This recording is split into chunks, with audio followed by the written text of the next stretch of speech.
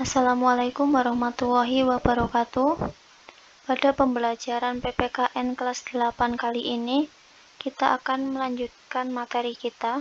Karena sebelumnya di bab 1 kita sudah selesai, kita akan melanjutkan ke bab 2, yaitu tentang makna, kedudukan, dan fungsi UUD NRI tahun 1945.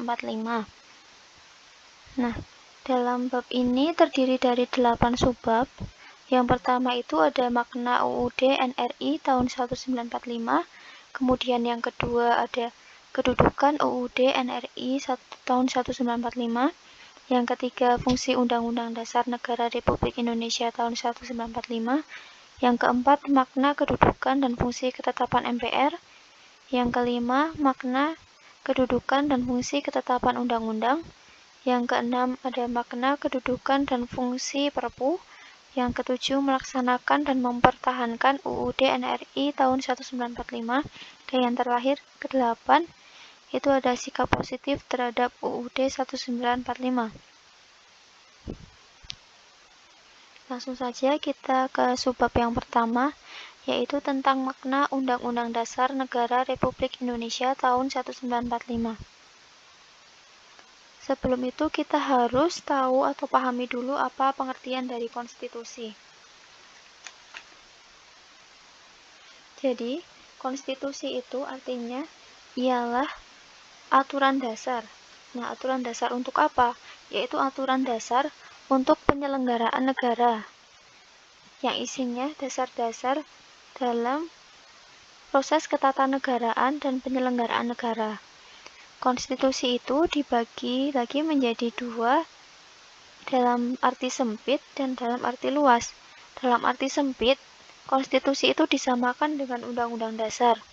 Sedangkan dalam arti luas, konstitusi itu dibedakan dengan undang-undang dasar. Nah, untuk yang arti luas ini dibagi kembali menjadi dua, yaitu undang-undang dasar yang merupakan undang-undang tertulis, kemudian ada konvensi, yaitu merupakan undang-undang dasar yang tidak tertulis. Lanjut ke makna UUD NRI tahun 1945. Nah, seperti yang kita ketahui bahwa Konstitusi Negara Indonesia itu merupakan Undang-Undang Dasar Negara Republik Indonesia tahun 1945. Kita ulang lagi bahwa pengertian konstitusi. Nah, menurut KBBI, konstitusi itu ialah segala ketentuan atau aturan tentang ketatanegaraan atau undang-undang dasar suatu negara. Konstitusi itu dibagi dua, yaitu ada konstitusi tertulis dan juga konstitusi tidak tertulis. Konstitusi tertulis itu apa? Yaitu aturan-aturan pokok dasar negara, bangunan negara, dan tata negara yang mengatur peri kehidupan satu bangsa di dalam persekutuan hukum negara. Sedangkan konstitusi tidak tertulis itu biasa disebut sebagai konvensi, yaitu kebiasaan ketatanegaraan yang sering timbul dalam sebuah negara. Nah, konstitusi tertulis itu seperti yang tadi itu ialah undang-undang dasar. Sedangkan konstitusi tidak tertulis, yaitu konvensi, itu bentuknya ialah kebiasaan-kebiasaan ketatanegaraan. Contohnya sendiri itu ada pidato kenegaraan setiap tanggal 16 dan juga pengumuman APBN pada awal tahun. Nah, kita juga harus tahu apa sih gunanya konstitusi itu. Jadi, konstitusi itu untuk mengatur orang yang diperintah, yaitu rakyat, dan mengatur juga orang yang memerintah, yaitu pemerintah. Nah, fungsinya itu ada 3 dari konstitusi. Yang pertama yaitu membatasi tindakan sewenang-wenang, kemudian menjamin hak rakyat, dan yang terakhir ialah menetapkan pelaksanaan kekuasaan yang berdaulat. Nah, seperti kita ketahui bahwa kekuasaan pemerintah itu harus dibatasi. Nah, pembatasnya itu apa? Pembatasnya ialah UUD NRI. Karena semisal tidak dibatasi, maka akan timbul sebuah kesewenang-wenangan dari pemerintah terhadap rakyat. Nah, hak-hak rakyat yang semestinya didapat nanti akan terabaikan. Kemudian makna UUD NRI tahun 1945, yaitu sebagai suatu hukum dasar tertulis atau konstitusi negara yang menjadi dasar dan sumber dari peraturan-peraturan lain atau perundang-undangan lain yang berlaku di wilayah NKRI. Nah, Undang-Undang Dasar ini merupakan hierarki perundang-undangan tertinggi di Indonesia. Jadi Undang-Undang Dasar itu merupakan dasarnya perundang-undangan di Indonesia. Nanti untuk peraturan perundang-undangan lain itu ialah merupakan penjabaran dari undang-undang itu sendiri. Kemudian untuk sistematika UUD NRI tahun 1945 itu ada pembukaan. Pembukaan terdiri dari 4 alinea, kemudian batang tubuh. Batang tubuh ini terdiri dari 21 bab, 73 pasal, kemudian ditambah 3 aturan peralihan dan 2 aturan tambahan. Nah, yang terakhir ada penjelasan. Nah, konstitusi yang pernah berlaku di Indonesia itu ada 5. Jadi, konstitusi yang pernah digunakan Indonesia itu pernah berubah-ubah atau pernah berubah sebanyak 5 kali. Yang pertama ialah Undang-Undang Dasar 1945 itu digunakan pada tahun 18 Agustus 1945 sampai dengan 27 Desember 1945.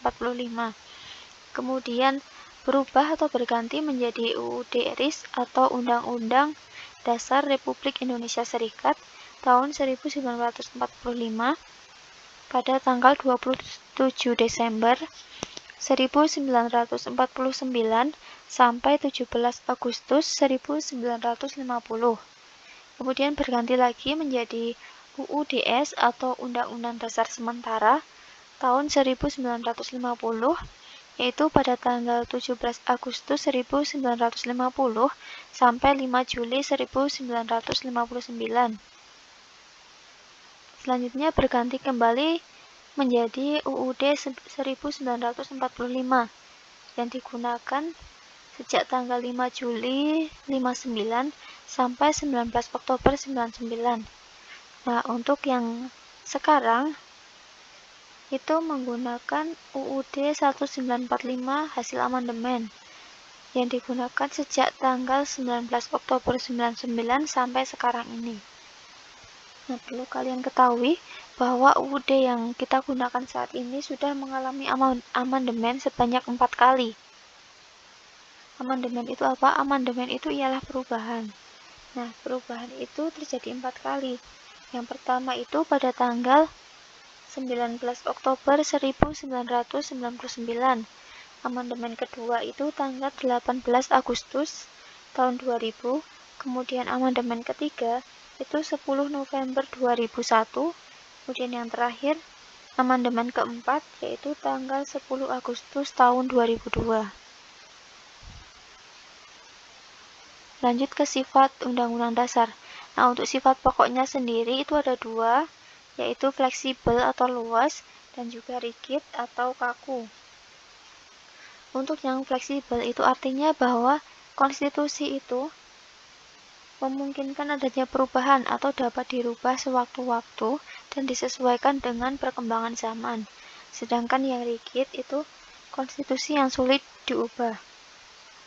Walaupun bisa diubah, itu harus menggunakan cara-cara atau prosedur khusus dan istimewa untuk mengubahnya.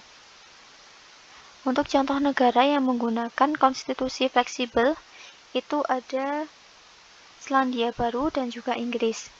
Untuk yang rigid atau kaku, itu ada Amerika Serikat, Kanada, Jerman, dan juga Indonesia.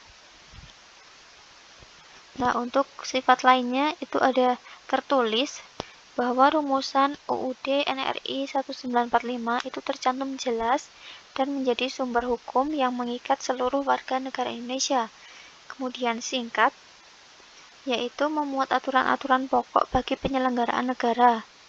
Kemudian supel, disusun dengan isi yang dapat dikembangkan jika diperlukan. Kemudian yang terakhir rigid, merupakan hukum tertinggi dibanding peraturan lainnya dan memerlukan cara khusus dan istimewa untuk merubahnya. Nah, intinya Undang-Undang Dasar itu merupakan aturan pokok yang mengikat seluruh warga negara Indonesia, yang isinya itu dapat dikembangkan sesuai dengan perkembangan zaman jika itu diperlukan. Akan tetapi, cara perubahannya itu memerlukan sebuah cara khusus dan istimewa, dan tidak bisa secara asal-asalan.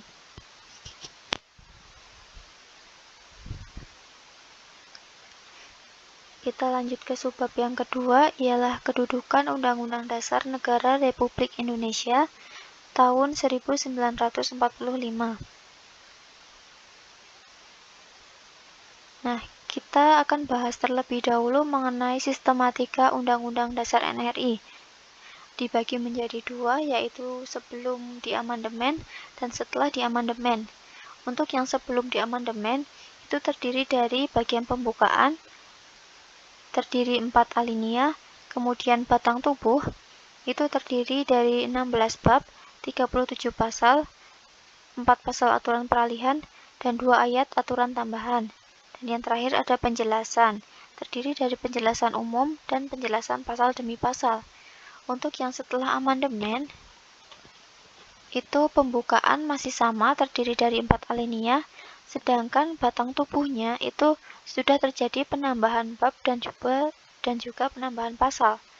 Yang tadinya 16 bab, kemudian bertambah menjadi 21 bab, kemudian yang tadinya 37 pasal, bertambah menjadi 73 pasal, kemudian aturan peralihannya hanya menjadi 3, dan aturan tambahannya tetap 2. Untuk penjelasannya, sudah tidak ada lagi atau sudah dihapus. Nah, sekarang kita akan bahas mengenai pembukaan Undang-Undang Dasar NRI tahun 1945.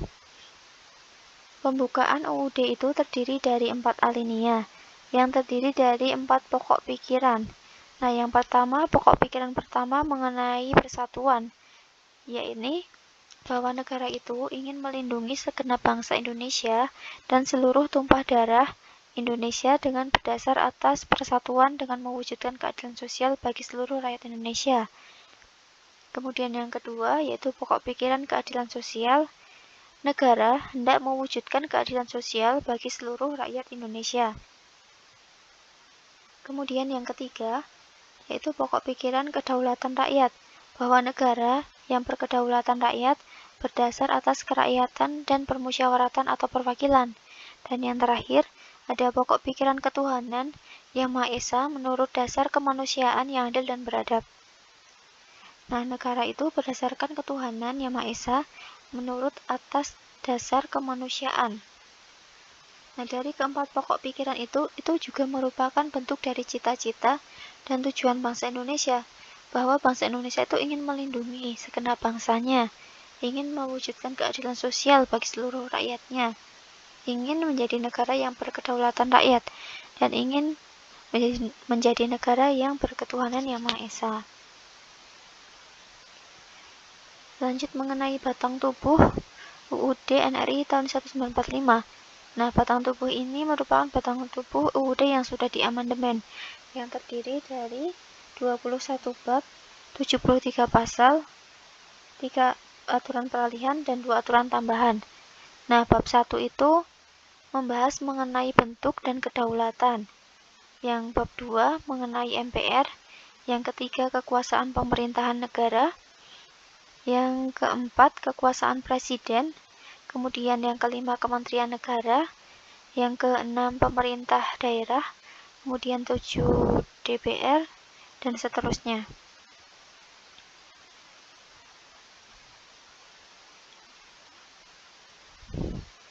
Nah, langsung saja kita lanjut ke nilai-nilai dasar demokrasi. Indonesia merupakan negara demokrasi. Sebelum itu, ada yang tahu pengertian dari demokrasi?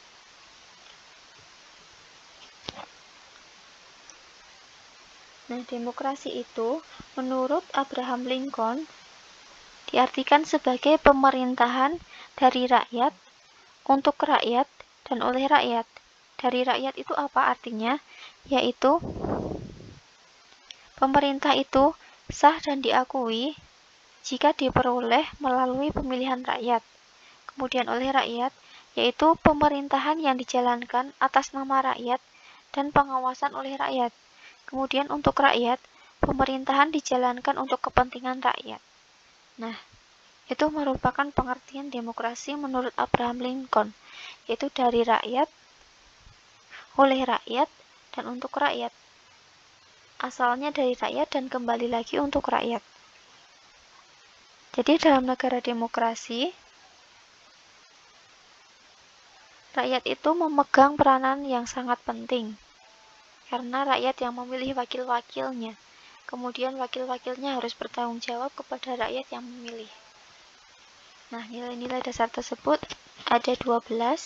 Yang pertama yaitu keterlibatan warga negara dalam pengambilan keputusan politik.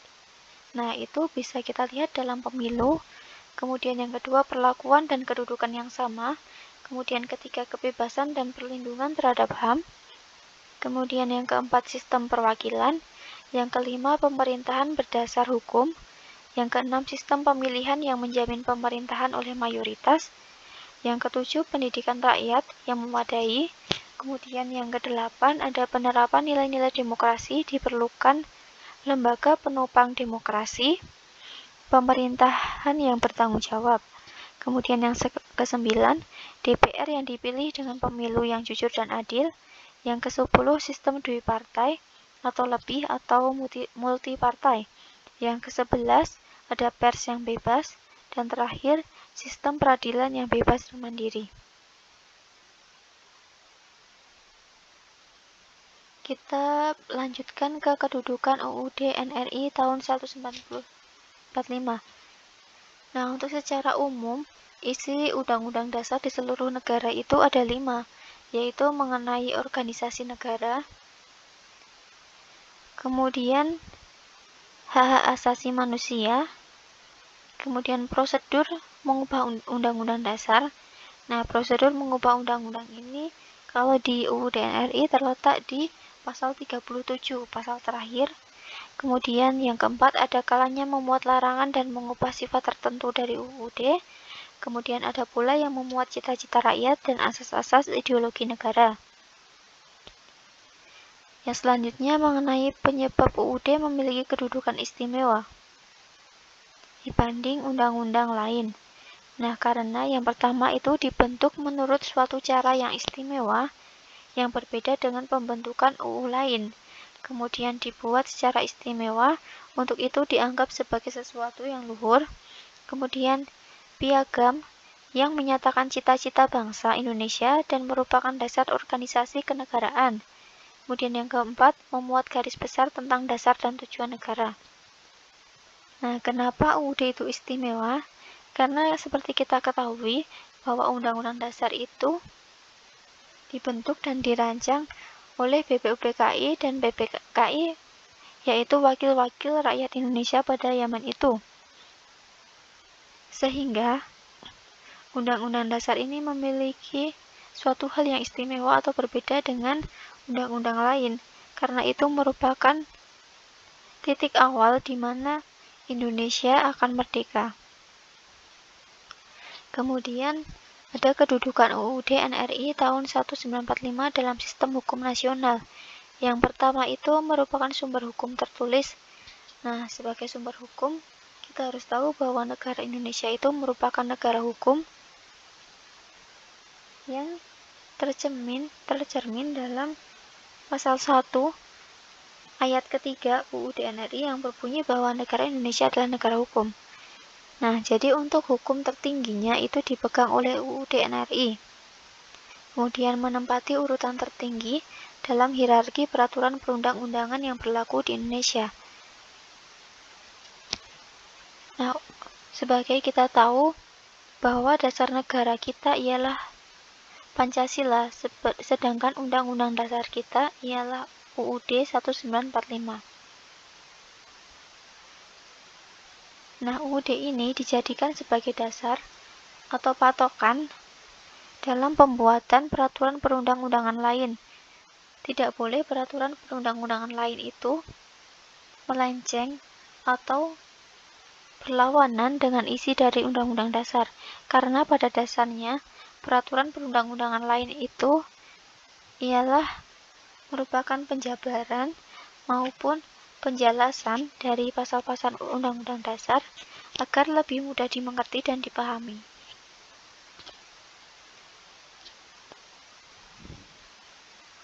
Oke, untuk